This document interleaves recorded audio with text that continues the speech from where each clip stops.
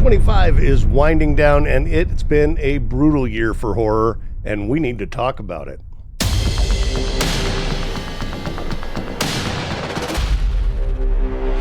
"2025 has been brutal for horror in the best way possible. Slow burn nightmares, mean little shockers, fan favorites, and one film that absolutely refused to let go of me.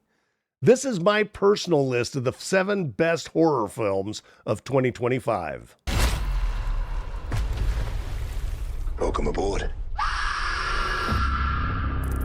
Starting us off at number 7 is Dangerous Animals. Now, I know some of you are already thinking, really? That made the list? And honestly, I get it. I mean, this is a messy movie. The tone shifts, and there are moments where it kind of feels like it wants to be a couple of different films all at the same time.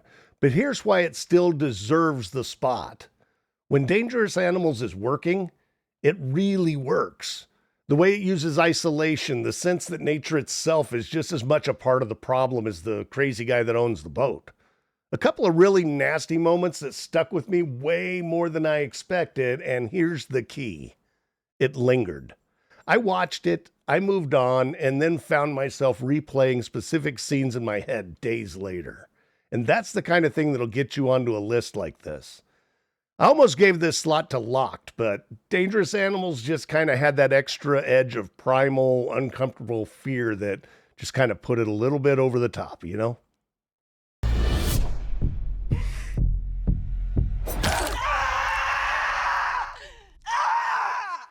At number 6 is Ugly Stepsister, a twisted, mean little fairy tale that crawls right under your skin.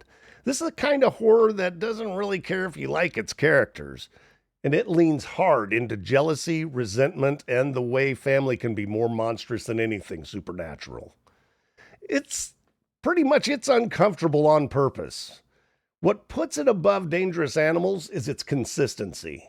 The tone is tight, the atmosphere is thick, and it commits to its ugly, bitter vibe all the way through. It's not perfect. There are stretches where the pacing kind of drags a little bit, but when it decides to turn the knife, it really decides to turn that knife. Now, if you like your horror nasty, psychological, and a little bit theatrical, Ugly Stepsister earns its place on this list, and it's something you definitely should not sleep on if you haven't seen it yet. What are you doing?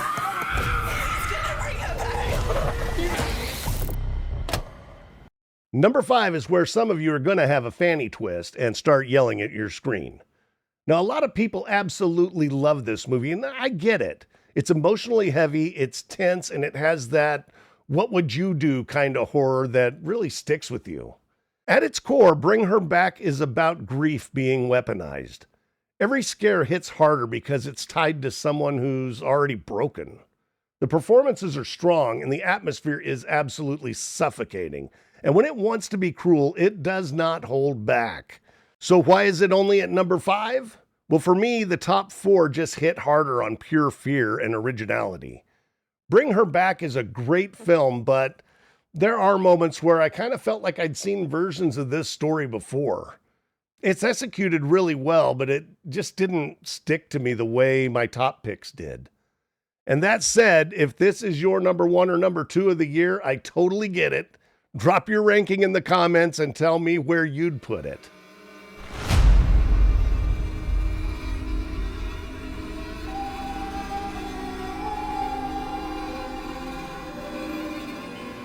Sliding into number 4 is Companion. Companion's one of those movies that starts out as one thing and kind of slowly mutates into something a little bit darker. Now, it uses loneliness, routine, and dependence as its weapon.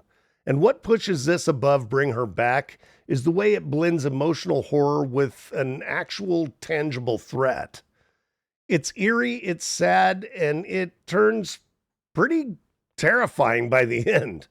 In this one, there's no really wasted scenes or unnecessary subplots. It's just a steady tightening of the noose.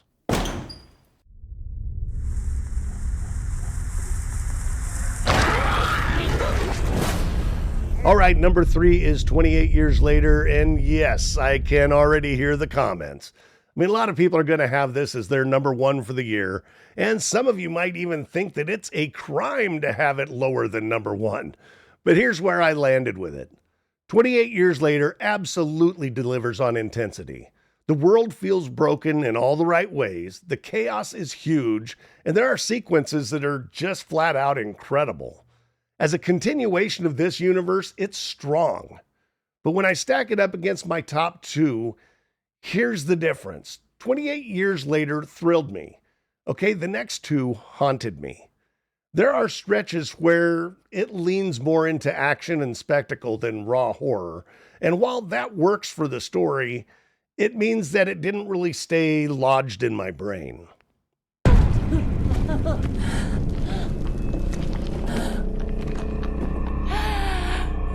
We're gonna kill every last one of you. In the number two slot, I've got Sinners, and this one is going to make a lot of you very happy.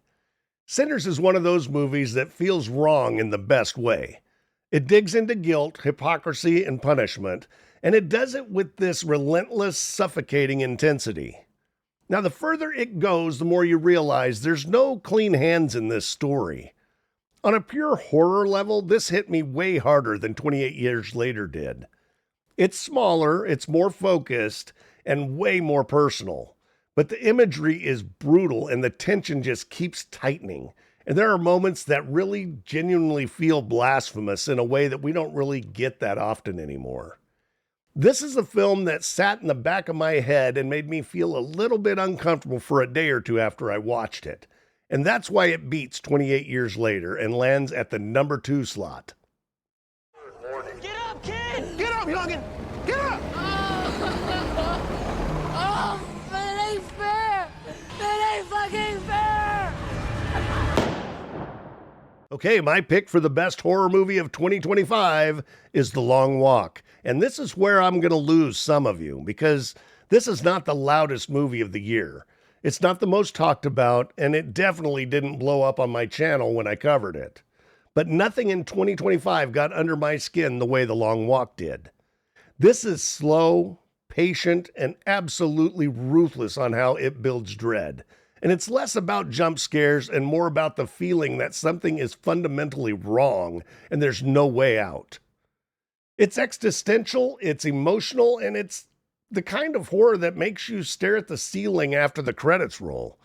The atmosphere is immaculate, and the way it uses silence, distance, and repetition is brutal. And by the time it reaches its final stretch, it feels less like you watched a horror movie and more like you were put through a nightmare that you can't quite explain. For me, that's what horror is supposed to do. So yeah, The Long Walk is my number one horror movie of 2025. If you only watch one film from this list, make sure it's this one. All right, that's my list. Now it's your turn. Drop your own rankings of these movies in the comments and tell me which placement pissed you off the most. And what film is your number one pick for 2025? Now don't forget to subscribe to this channel and tap that like button. It really does help me out a lot. I'll see you guys next time.